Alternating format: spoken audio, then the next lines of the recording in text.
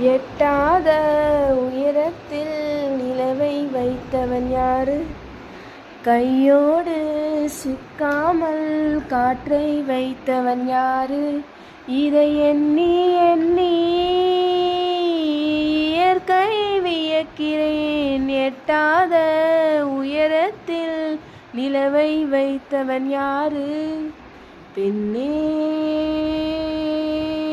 பெண்ணே,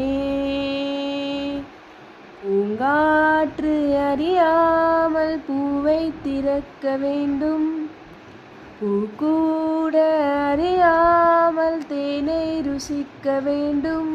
அடநிலவை ரசிக்க வேண்டும் என்றால் உன் போன்ற பெண்ணோடு